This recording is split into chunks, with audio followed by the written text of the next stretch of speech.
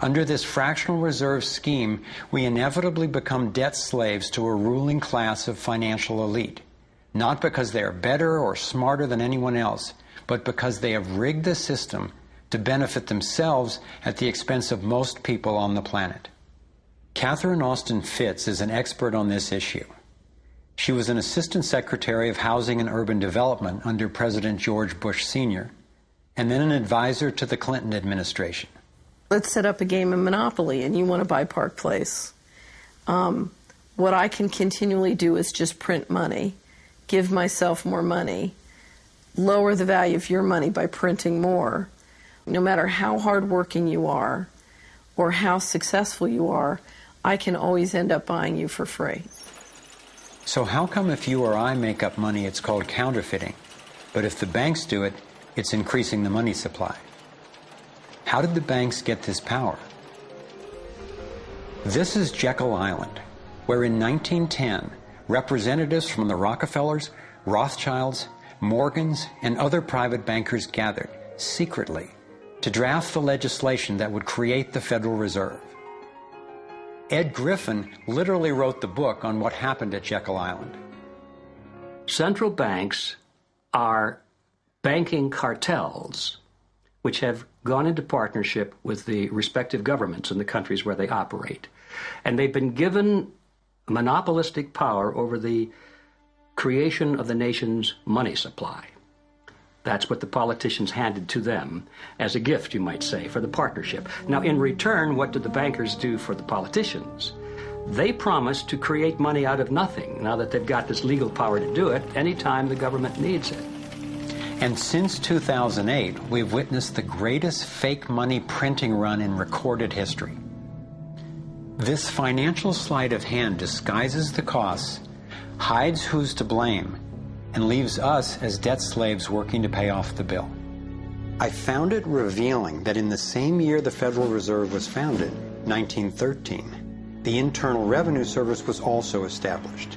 An income tax was then instigated so you and I would have to pay the politicians' debt plus interest to the bankers. The problem is we have a privately owned central bank system in the United States disguised as a government-owned system. Now, if you look in the telephone book here in the Washington, D.C. area, you look up for Federal Reserve in the blue government pages, it's not there. It's in the white pages right next to Federal Express. It's a privately owned central bank. What is the proper relationship, what should be the proper relationship between a chairman of the Fed and a president of the United States? Well, first of all, the Federal Reserve is an independent agency, and that means basically that there is no other agency of government which can overrule actions that we take. There is no other agency of government which can overrule actions that we take. We have a private bank that prints money on behalf of the Treasury. The Federal Reserve prints money on a debt-based system which creates scarcity. But it puts a group of insiders in a position of having access to all the data about the economy when we don't. So you have a small group of bankers who understand the data on how the money works in the economy, and it gives them the ability to print money in a way that the insiders are protected and everybody else is drained. Catherine went on to compare a healthy economy to a vibrant torus, balanced, freely flowing, and energized throughout, in contrast to what's happening in our current economy. What you have is a system that's very dynamic, and it's trying to optimize. But intertwined in the core of it, you have a tapeworm. The way a tapeworm works in your body is it injects a chemical into your body that makes you crave what's good for the tapeworm and bad for you. You have a parasite that's very much manipulating and engorging itself at the expense of the whole. We live in a tapeworm economy where the financial elite are the tapeworm and they're feeding on us. And they don't like it when people blow their cover. After Catherine began exposing government corruption at the highest levels, the FBI raided her company and seized its assets. She was dragged through the courts for 10 years before being found innocent. So we've got the Federal Reserve, a privately owned corporation with a monopoly on creating money, but with no accountability, backed up by a government with a monopoly on force. The country got sold on the Fed as an institution that would help stabilize the economy and remain independent of politics. But in fact, in close to a century of existence, the Federal Reserve has done just the opposite.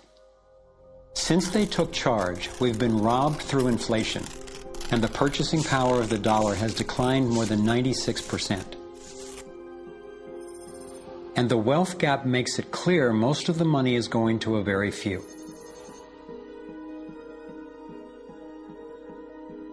Only 16 years after the Federal Reserve was in power, America experienced the Great Depression.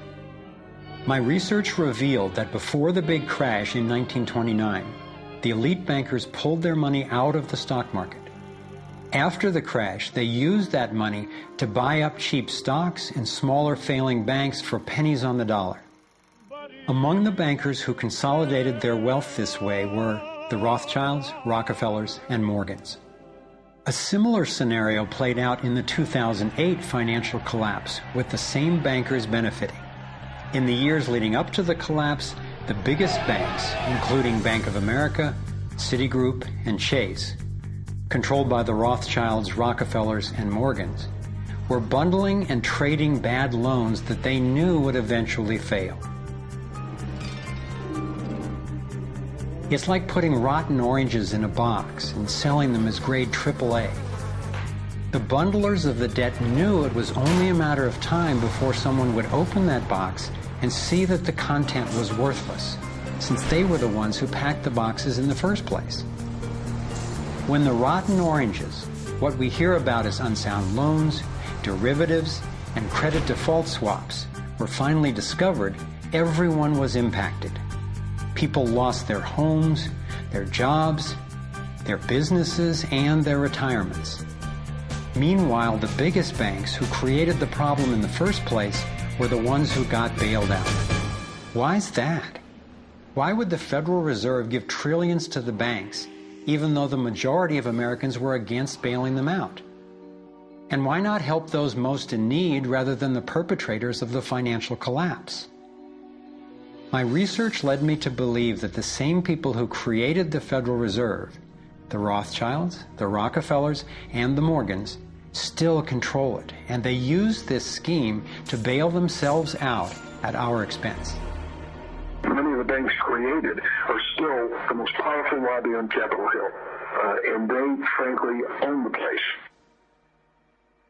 I'm convinced that the near collapse of the economy in 2008 resulted from an orchestrated pump-and-dump scheme designed and executed by the big bankers to consolidate wealth and power. David Icke explains how he sees the Federal Reserve rigging the so-called business cycles. Stage one, it's like throwing a fishing line out. Stage one, you put lots of money, units of exchange, into circulation. You do this by pushing interest rates down, by making lots of loans. This is the part of the cycle we call a boom. Because there's lots of units of exchange in circulation, there's lots of money changing hands. That generates lots of economic activity. That generates jobs. And as more and more money is spent, there's more demand. So companies take out more loans of fresh air money to increase their production. People get confident in their everyday lives. Hey, you know, I work for this company. They've got lots of orders. It's really going great. My job's safe. I tell you what, we can have a bigger house. Then they start to change it. What they do is they pull the fishing line in. They push interest rates up. Now, fewer people, are taking out loans, and they make the criteria for having a loan from the bank stronger anyway. And also, now, as interest rates have gone up, a larger part of people's income is going to pay back the extra interest and not being circulated in buying things. Suddenly, there's nothing like as much money in circulation, and therefore, fewer things are being bought. companies start to go down in terms of their profits, they start to shed jobs, and they start to go out of business. People lose their jobs, they can't pay the mortgage anymore of the big house they took out in the good times. Now what the banks are doing is starting to reel the fishing line in, because as they go bankrupt, companies and individuals, the banks get the real wealth, the property, the land, the resources that they had signed to them for lending merely figures on a screen. Now this economic cycle of fishing line out, fishing line back, lots of units in circulation, pull them in, has been going on for centuries. And what it's done, it's stolen and accumulated the real wealth of the world in the hands of the few.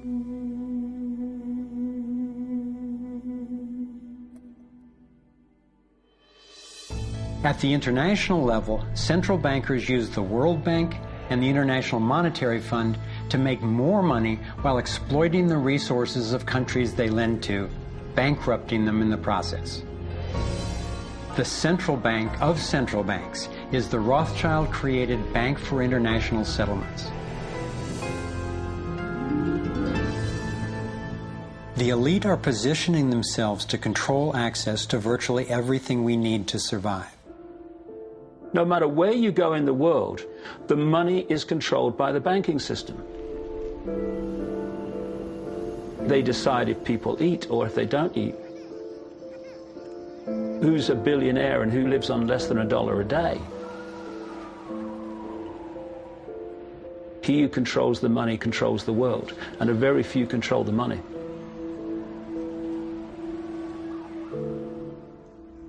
At this point, my view of the world had been turned upside down. I was struggling with the realization that the failure and suffering of so many is actually success and fulfillment for a few.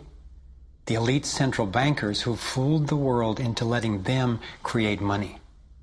They already have vast fortunes, so what is their end game? What is their ultimate agenda?